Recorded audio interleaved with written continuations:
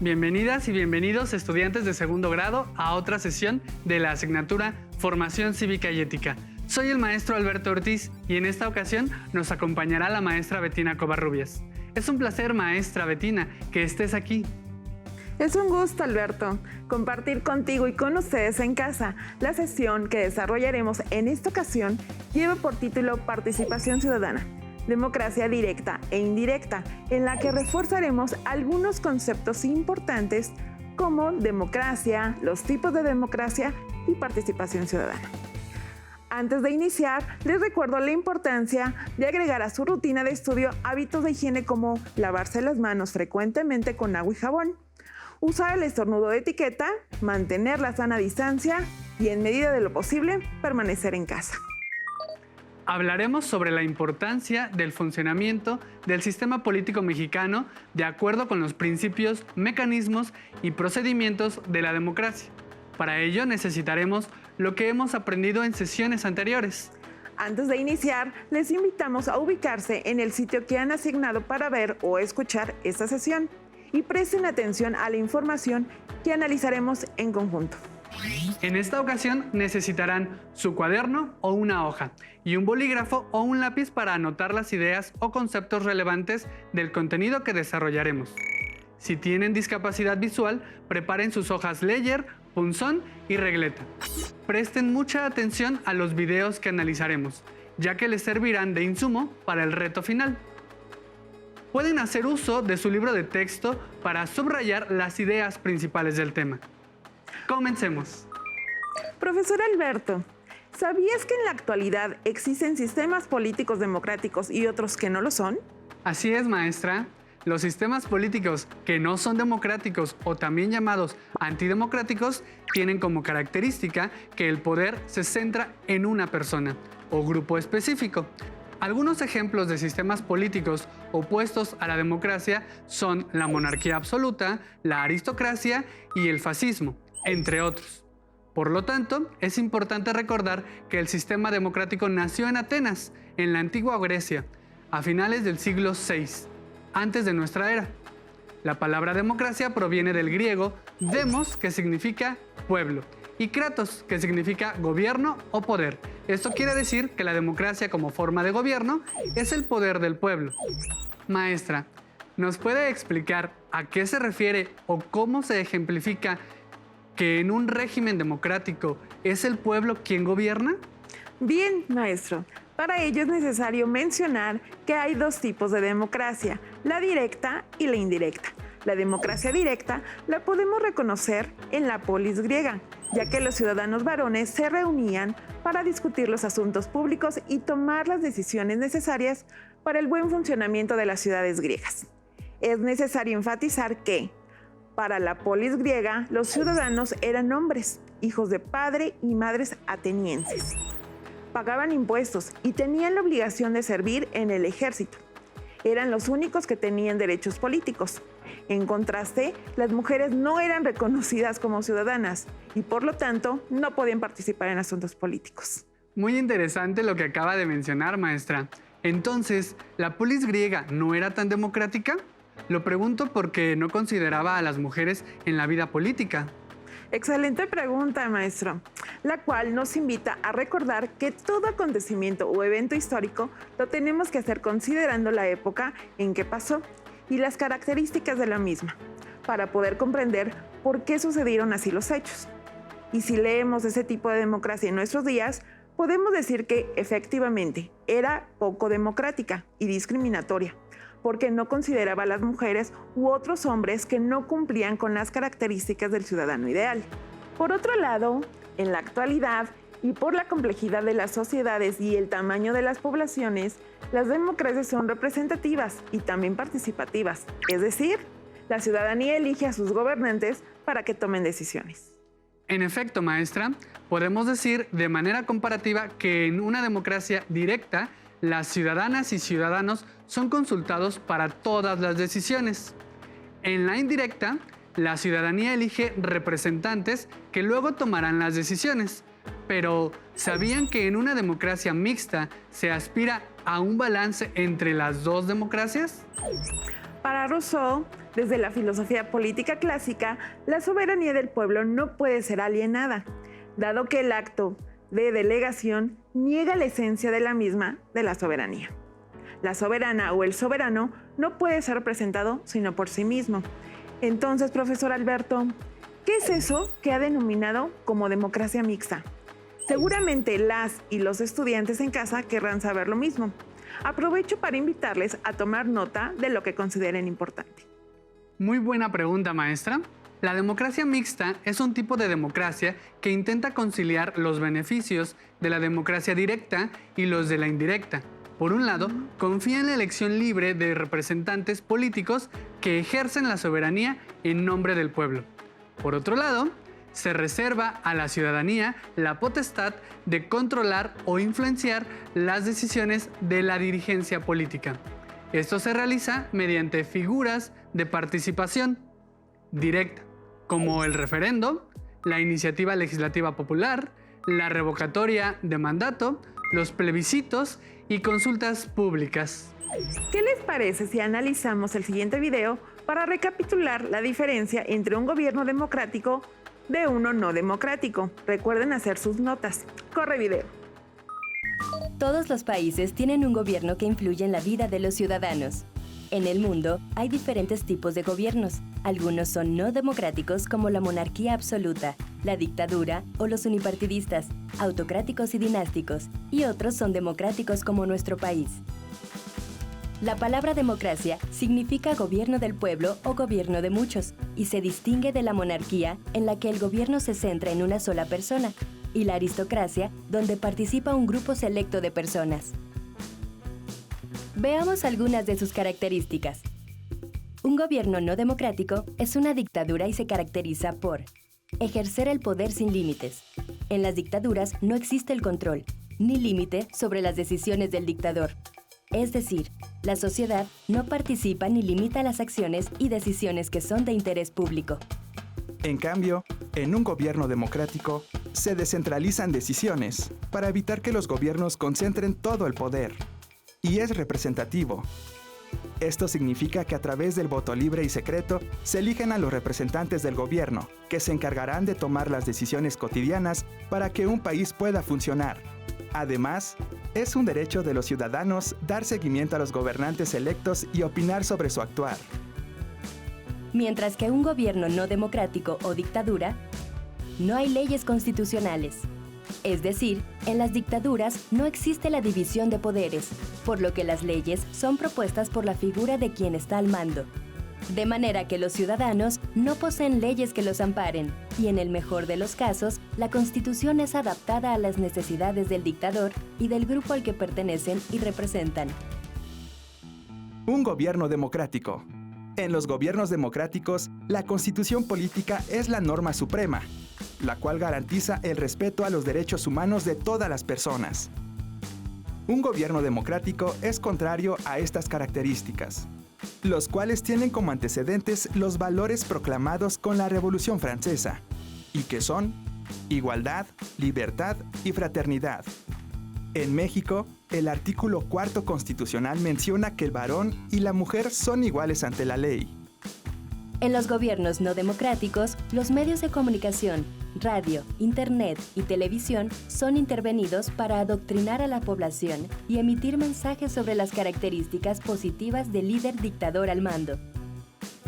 Esto, a menudo, coloca al dictador en una figura de padre protector y benefactor del pueblo. En un gobierno democrático su función es diferente. Es el ejercicio de los derechos de la libertad de expresión y a la información.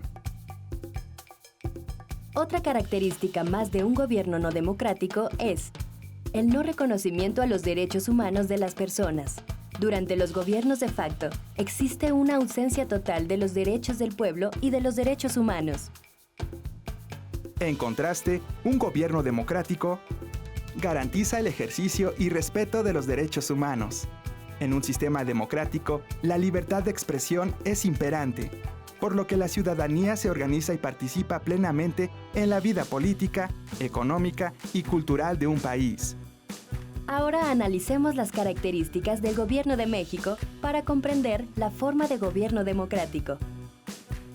Constitucionalmente, nuestro país optó por una forma de gobierno que es republicana, representativa, democrática y presidencialista. Y nos regimos por la Constitución Política de los Estados Unidos Mexicanos de 1917.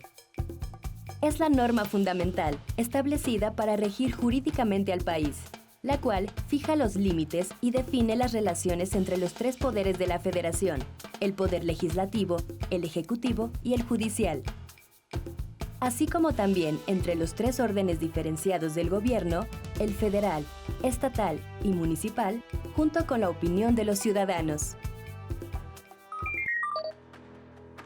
¿Qué les pareció el video?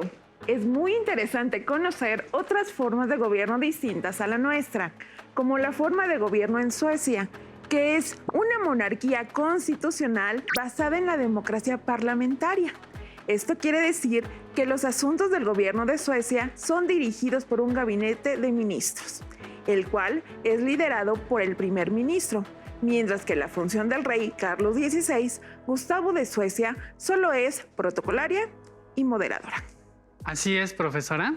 Como vimos y escuchamos, en una monarquía el poder se centra en una sola persona, mientras que en una aristocracia el poder recae en un grupo selecto.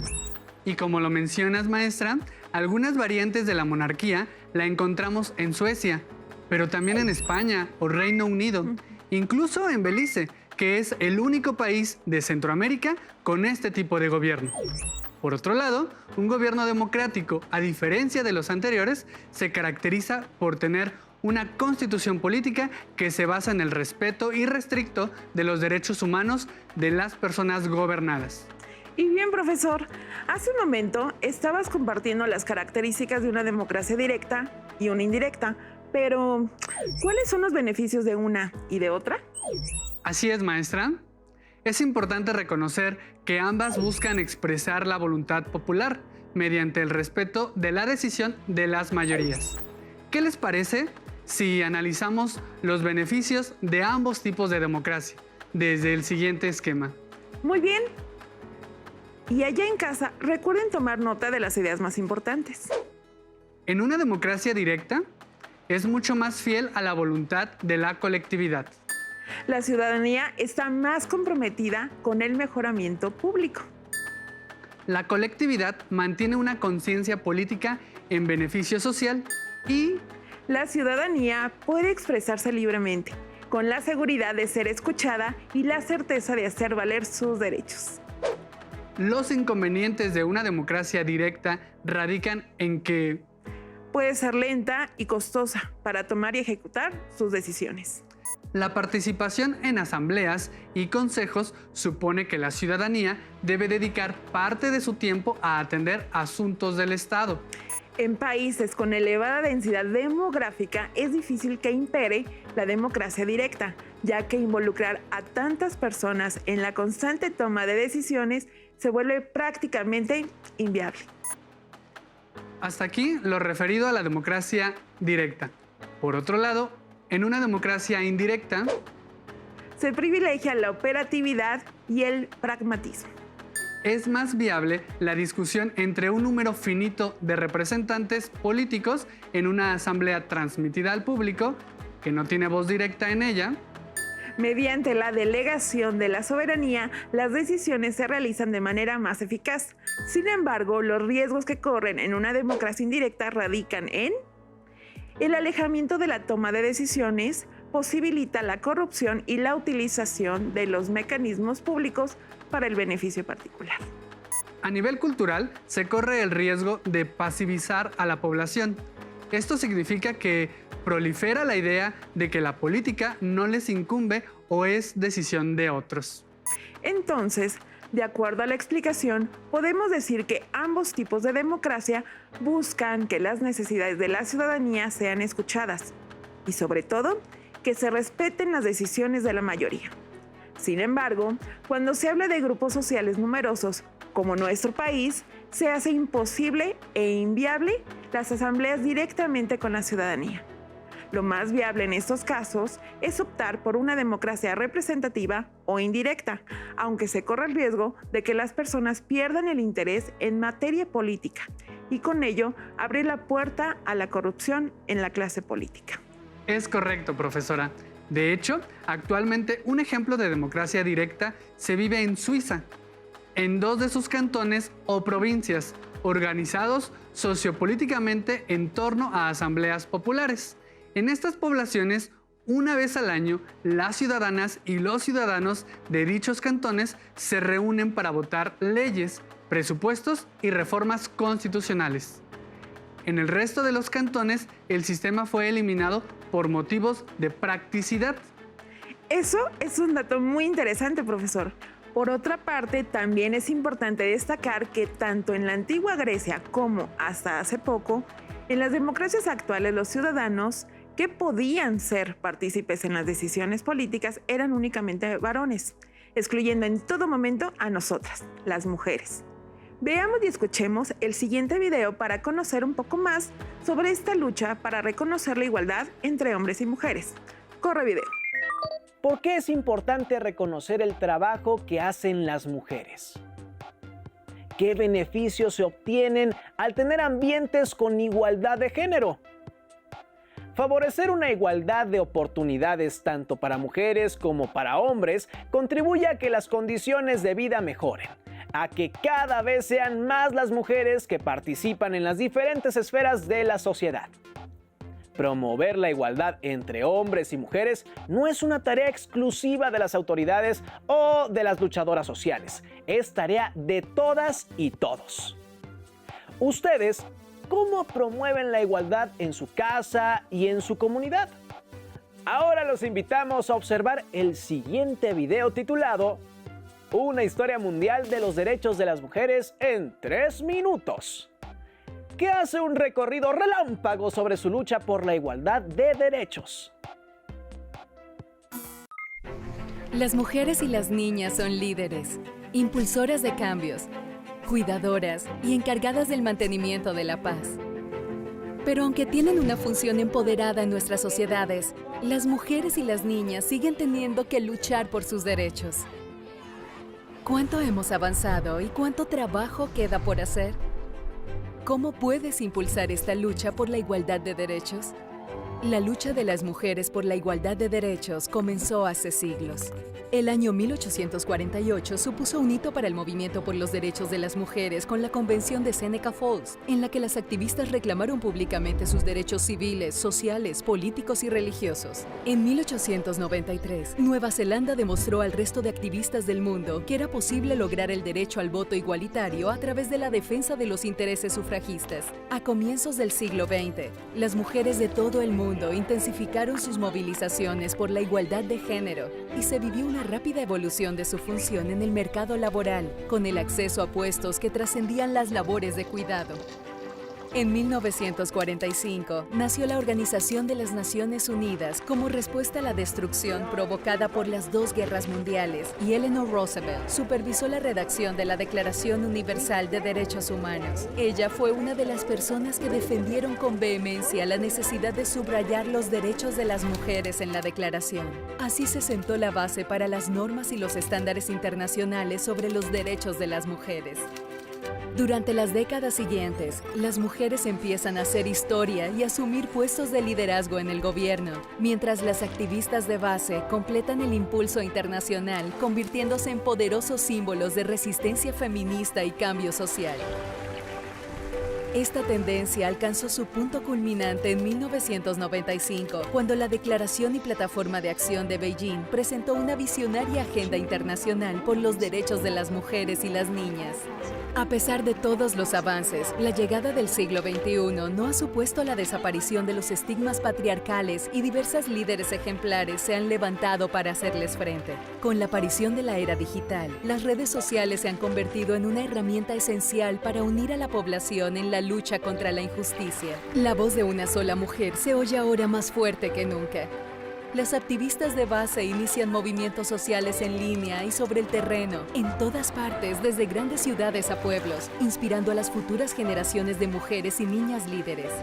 Gracias a una incansable campaña, estos movimientos están logrando transformaciones políticas que apuntan a un auténtico cambio en la mentalidad y las prácticas relativas a la igualdad de derechos en todo el mundo. ¿Dónde estamos ahora? Un cuarto de siglo después de la Declaración de Beijing, las mujeres y los hombres deben movilizarse juntos para superar los obstáculos a los que todavía se enfrenta la igualdad de género. Deben luchar para poner fin a la violencia de género, para garantizar el acceso a la atención sanitaria, por la igualdad salarial y por una participación igualitaria en la vida política. Aún no hemos acabado. Sé parte de la generación Igualdad y permítenos seguir escribiendo la historia de forma colectiva. Sin duda, maestra, un momento histórico para nuestro país, que abre el camino a la igualdad de género. Existen diversos episodios históricos de los movimientos sociales de mujeres en nuestro país. Un ejemplo de ello es el que se dio en la Revolución Mexicana. Como vimos y escuchamos en el video, en todo el mundo han existido mujeres que han abogado por la igualdad de derechos. Así es, profesor. Un evento que rompió con la inercia y que fue coyuntural es el realizado el 17 de octubre de 1953, ya que ese día se aceptó legalmente el voto a las mujeres. Pero no fue sino hasta 1958 que las mujeres pudimos votar para una elección presidencial. Y sin duda, hasta la fecha se ha visto concretada poco a poco la participación de las mujeres en la vida política de México. Así como lo mencionas, un ejemplo histórico es la Revolución Mexicana, en la que hubo participación activa de las soldaderas, mujeres que apoyaron los movimientos guerrilleros en nuestro país. Sí, maestra. Y con ello, la aparición de mujeres importantes como Ermila Galindo, quien se involucró de cerca con la Revolución Mexicana y se convirtió en ferviente defensora de los derechos de las mujeres, promoviendo el sufragio femenino. O Elvia Carrillo Puerto, quien tuvo una participación importante desde Yucatán, abriendo la puerta a la participación de las mujeres en un partido político, llegando a ser una de las primeras mujeres en ocupar una diputación local. Es de suma importancia que allá en casa las alumnas y los alumnos reconozcan y practiquen la igualdad de género, para coadyuvar en el mejoramiento y crecimiento de los valores de la democracia en nuestro país y en los hogares mexicanos, así como ayudar a erradicar los estereotipos machistas. Estimadas alumnas y alumnos, estamos por terminar la sesión, así que es momento de recapitular lo aprendido.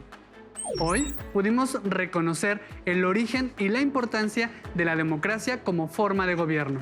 También conocimos los beneficios y riesgos de una democracia directa e indirecta, así como el momento histórico que representa el voto de la mujer en nuestro país. Muy bien. Para el reto de esta sesión, les solicitaremos que investiguen con su profesora o profesor de la asignatura Formación Cívica y Ética sobre los pros y contras de una democracia directa e indirecta. Elaboren un esquema para reconocer las características de cada una y además platiquen con sus familiares sobre cómo han vivido los procesos democráticos desde que han sido partícipes mediante el sufragio o voto. Recuerden que pueden hacer uso del libro de texto para conocer más sobre este tema. Maestro Alberto, fue un gusto compartir contigo y con nuestras alumnas y alumnos este tema tan importante y contemporáneo. Muchas gracias por acompañarnos, maestra Betina. Recuerden que seguimos explorando y descubriendo en Aprende en Casa. Continuamos aprendiendo y sigamos adelante en este ciclo escolar. Hasta luego. ¿Qué te parece el programa? Si tienes dudas o necesitas ayuda, llama al Centro de Apoyo Pedagógico a Distancia. El número de teléfono para secundaria es el 55 36 01 71 23. Si requieres consultar los libros de texto en versión digital, recuerda que los puedes encontrar en la página conalitec.cep.gov.mx. Y recuerda que también cuentas con el sitio aprendeencasa.cep.gov.mx, en donde podrás ver nuevamente los videos de los programas y además encontrarás actividades para fortalecer tus aprendizajes. También te invitamos a que consultes la plataforma nuevaescuelamexicana.cep.gov.mx.